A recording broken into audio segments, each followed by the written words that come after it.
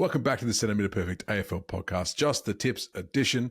That is Jesse. I am Liam, and you can catch us at @CMPerfect_AFL on Insta, YouTube, and you can listen to our main podcast on Spotify, Apple, and Amazon. Jesse, how are you, mate? What's going on?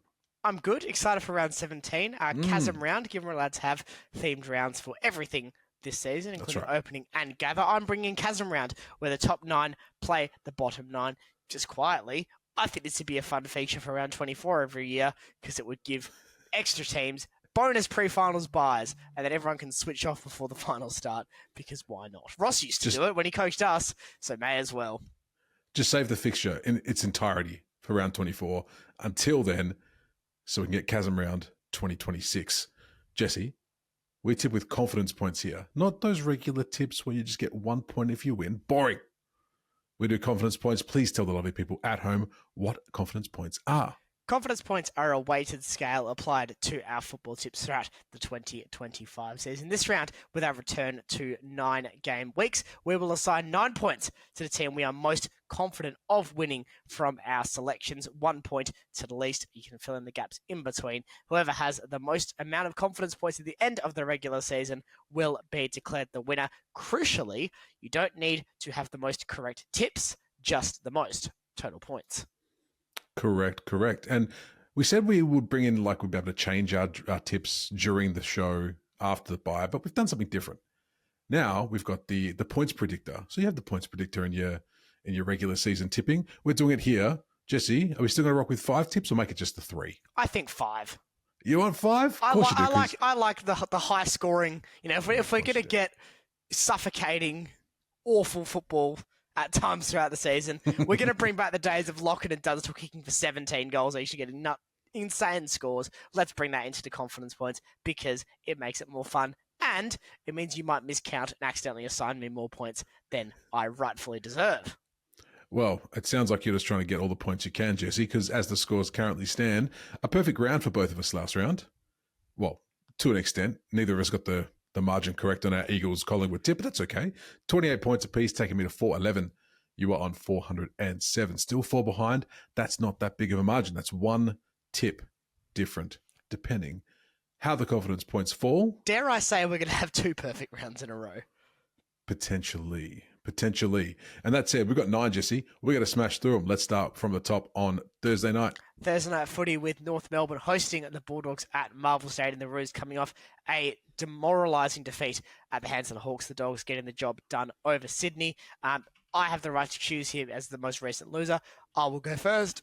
I'm assigning 5 points to the Western Bulldogs to get the job done here on Thursday. They have a good track record of beating up sides that are worse than them. Sadly for North, they are that. I can see the Dogs getting the job done here with a relative level of comfortability.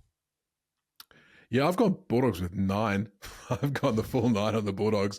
Kangas have shown signs of wonderful things this year, but the Bulldogs show signs of wonderful things every single week. I think they're going to be pretty good. I think they're going to give them an absolute pantsing. Watch me be wrong. Let's move on, Jesse, to Friday. Game 1 of 2 on Friday night. Because why would a West Australian team have a nice thing? No. Carlton host Collingwood in the Is This the Week Michael Voss gets sacked game for round 17. Liam, you're up first here. Can Voss sign himself a 1-week contract extension with a competitive game against the Pies, maybe even a win? Or will the Collingwood train keep on rolling well beyond Jollymont? Choo-choo, Jesse. Choo-choo. And it's worth pointing out that this is the game we're going to put our margin on for this week. Yes.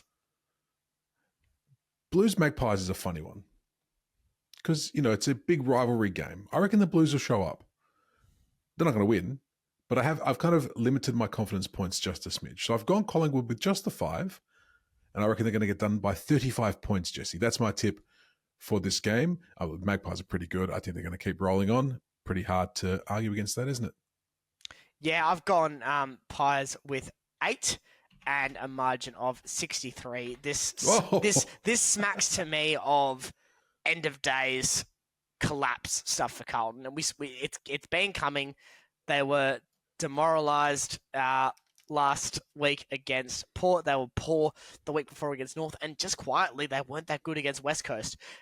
So I can really see a collapse coming here. And Collingwood, I think while they handled West Coast with aplomb last week themselves, they will want to go out and really demoralise their old rival. I can see that happening here. So a big win for the Magpies, in my view, coming right up.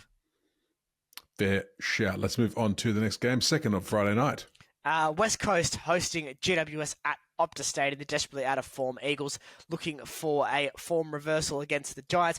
I don't see that happening here. Giants with 7. Although, if there's any team in the top 9 outside of Fremantle susceptible to doing really weird things, it's probably the Giants. So that's why I haven't gone 9 or 8. They might have an absolute stinker of a game, the Giants, but they also could really use this as a message to the rest of the competition, I fear, for West Coast. Yeah, I think they could have a stinker and still pull this one off, Jesse. I've also gone the Giants with 7. You've said everything perfectly. Not much more to add. I don't believe the Eagles are going to have it in them, but hey, bully if they do. It'd be fun to see. Let's move on to Saturday. Essendon hosting the Gold Coast Suns at Marvel Stadium. The Bombers need to start picking up some wins. The Suns need to keep on winning, having gotten themselves back into the positive form table against Melbourne last week. Liam, these two sides have to play each other again at the end of the season. They had a thriller last year. Could we see another thriller here, and maybe the Bombers making it competitive against the Suns? I had an idea earlier on that we just run this game twice, back to back. Get them both done. Suns will win both of them. Suns will win this one, I think. I've only got 3 confidence points, though, because Suns away from people first have been better this year, for sure, but they have got that susceptibility that's just there, that crack open. And if you look at the rest of the games this round, I think 3 is about where it falls based on where the other tips are going to fall. So Suns should get it done quite easily. Jesse, what are your thoughts? Yeah, largely I agree. Suns with 4 for me. Their people first record does still leave... away from people first record, rather, does still leave something to be desired. I think that loss from Richmond at the start of the year still burns brightly in the mind, but the Bombers are awful, and I think the Suns will get the job done. Easy done. Next game. Geelong hosting Richmond at GMHBA. Some rather worrying flashbacks to 2007 here with these two sides, when Geelong absolutely got a hold of Richmond at Marvel Stadium in about round 6 on their way to the premiership. I really hope that doesn't happen again for Tigers fans, but I've gone Geelong with 9.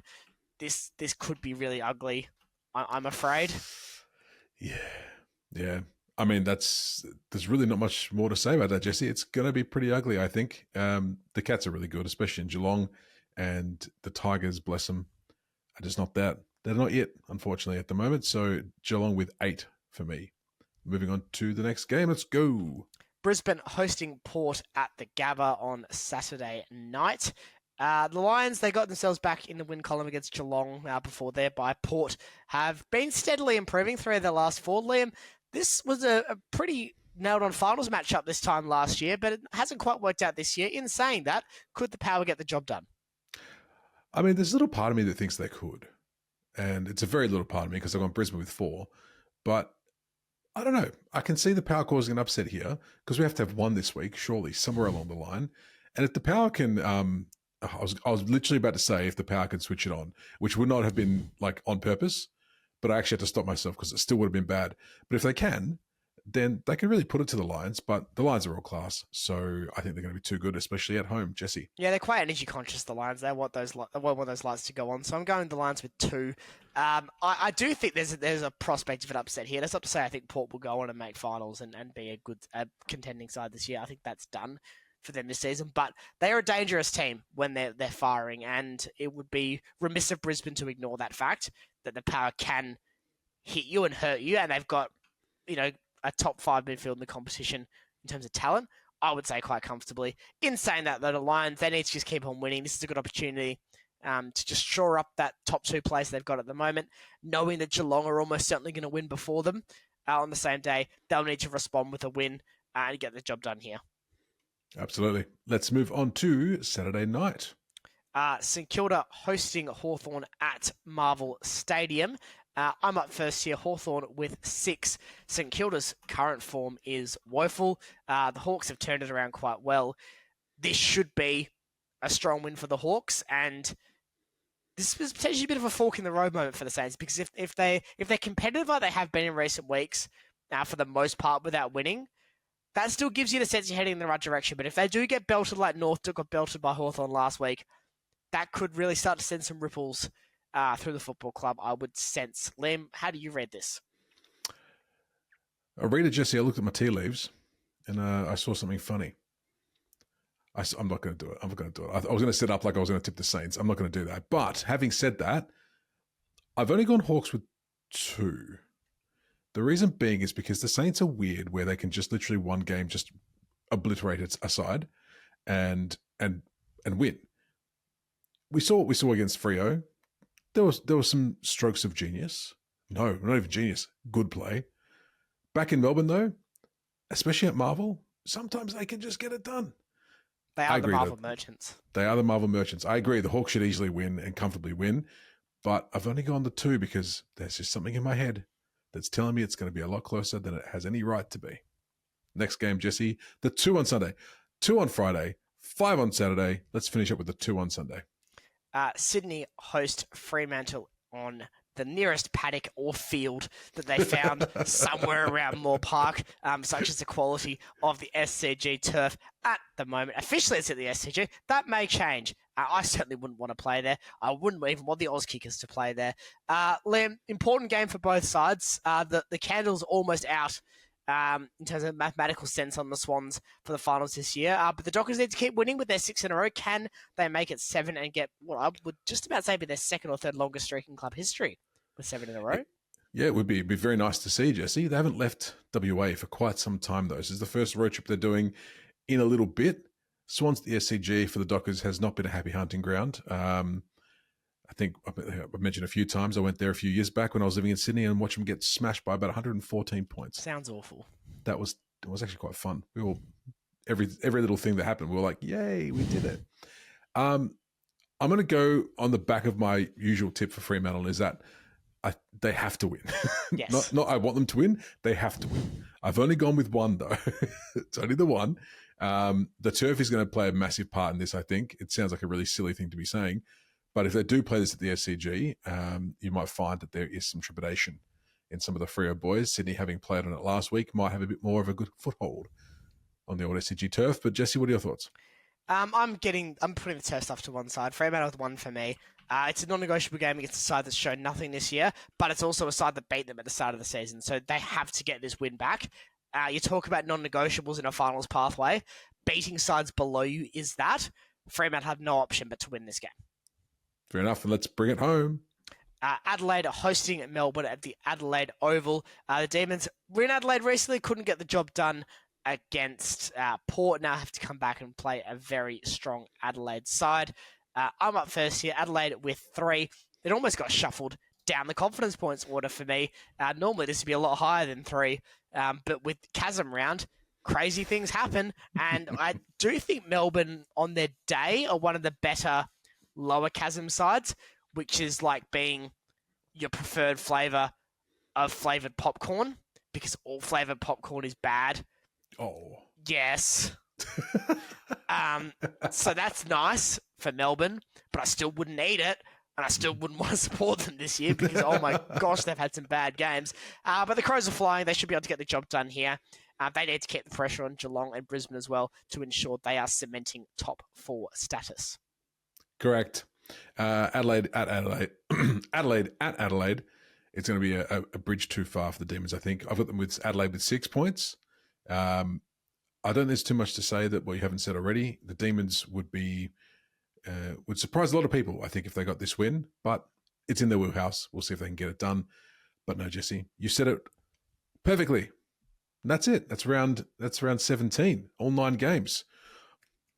Got through them, Jesse. Nice. Send the lovely people home. Sharp. Drop your tips down below in the comments. Who do you think is going to win? And let us know what you think the margin's going to be in Carlton Collingwood. Will it be all over Red Rover for Michael Voss, or can the Blues bring out a bit of a surprise? Until next week, enjoy your footy weekend, and we'll see you for another edition of the Centimetre Perfect AFL podcast. Bye, everybody.